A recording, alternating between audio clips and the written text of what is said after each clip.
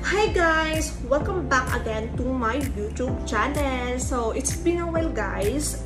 Medyo matagal-tagal din tayo hindi nag-vlog. So, bago tayo mag-start guys, kung ikaw ay bago pa sa vlog ko or sa channel ko, please guys, don't forget to click the subscribe button. Of course, i-click mo na lang din yung notification bell guys para ma-update kayo kung meron ako mga upcoming videos or meron akong mga post na bago. Today guys, dahil malapit na matapos yung gun ban, so mag-e-end ng gun ban is June 11. Maganda kasi guys, mag-process na kayo ng LTAP during gun ban kasi medyo, ang napapansin ko lang guys medyo mabilis yung approval nila. Kagaya ng LTAP mo, halimbawa for payment na, mabilis yung approval, parang 1 week ata approve na din. And then, regarding naman sa renewal ng baril mo guys, mabilis din yung approval nila. Siguro once ma-upload mo na or ma-renew mo na ngayon na day, siguro pagka next day for payment na yun. So yan, maganda talaga yung pag-process pag-gun ban. Anyway guys, today may papakita ako sa inyo na PCC type. Napaisip kayo kung ano kaya ang maaaring or ano kaya ang magandang baril na bilhin. So, ito yun guys. Ito yung natawag na sub 2000 caliber 9mm Kel-Tec ang ang brand. It's imported. Okay? So, ito guys is naka-threaded barrel with threaded protector. Yan, ito nakikita nyo. So, disclaimer guys, hindi ako masyadong eksperto sa mga baril. Ang ano ko lang, nais ko lang i-share sa inyo kung ano yung nalalaman ko dito. Okay? So, tsaka kung ano lang din yung mga based lang sa observation natin or sa ma-compare natin sa lahat ng mga firearm. So, yan lang din yung ano natin. So, ito guys, ito ay Gen 2. Sub 2000 caliber 9mm Kel-Tec na Gen 2. Okay? So, and alam nyo guys, it's foldable ito. Folding. Yan. Ito lang. Once kayo, open. Kasi out of the box, ito talaga naka-fold. Kasi ang ano niya, out of the box siya is one box only, magazine, and then the user's manual. So, ganyan. Open na yung ganito. Yan. Yan.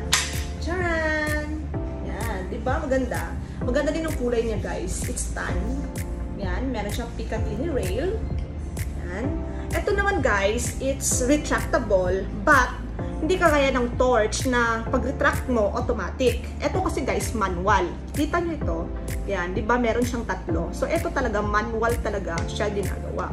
Yan, parang tanggalin pa ito, and then dito. Yan, i-move forward here. Yan, so para kung gusto mo, ganyan.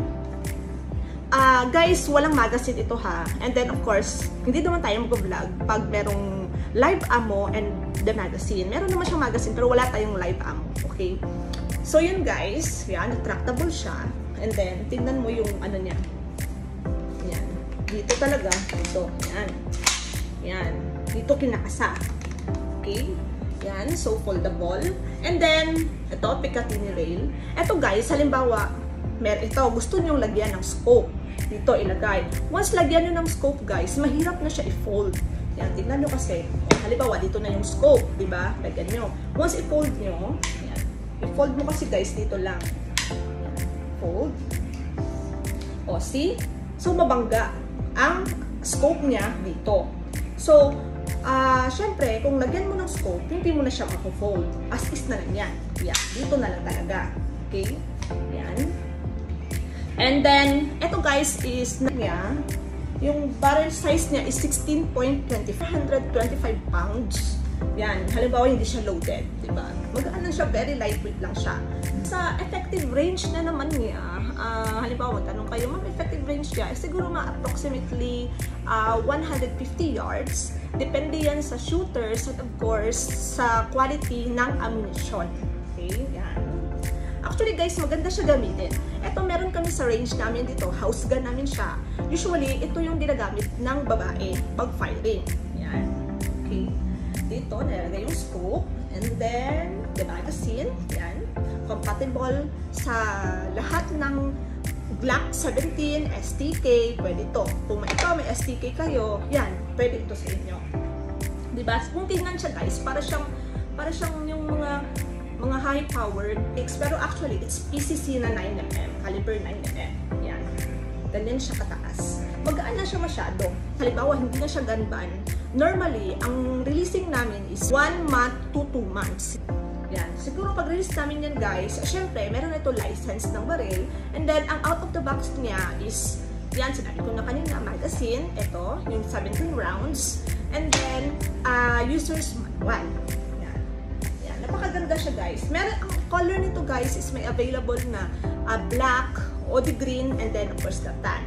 And aside dyan guys, kung gusto mo naman yung caliber 40, merong available na caliber 40.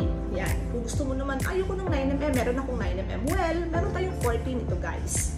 Yan. Ang price pala nito is 60,000 pesos. Pero, once mag-promo si Armscore, kagaya ngayon, Gunban promo, di-discount ito ng 30%. So, it means to say, pag 30%, magiging 42,000 pesos na lang. O, diba?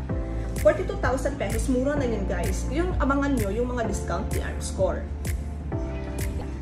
Yan, dito siya kinakasa. And then, yan. Yan. Less recoil lang din siya guys. Siyempre, kasi mataas din yung barrel niya. Yan. Ganda. Sub 2000 na Gen 2 caliber 9mm barrel with threaded protector. Yan. Yan, maganda siya guys. Close, halimbawa, close mo lang. Dito lang guys, oh. Yan. Dito, push mo lang to. And then, fold. Yan. See? Dito, yung sa barrel niya. Yan. And then, yan, fold na. Diba? Napaka ano na siya, napaka survival ano lang, halimbawa gamitin mo siya, dalhin mo, o ganyan na. Tapos magazine, yan. So halimbawa pag open naman guys, dito naman siya, yan, dito siya i-click, and then open. Yan. So, and then wala live ammo guys ha.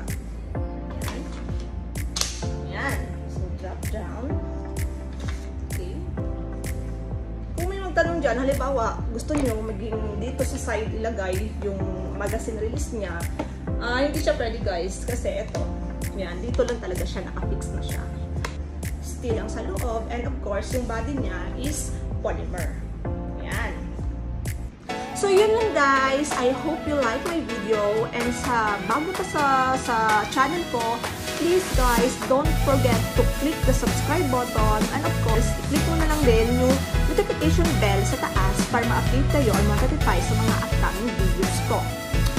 Okay guys, please don't forget to share, like, and subscribe. Thank you guys. Thank you for watching, and thank you sa lahat man nag-subscribe sa akin. Thank you so much. I really appreciate it.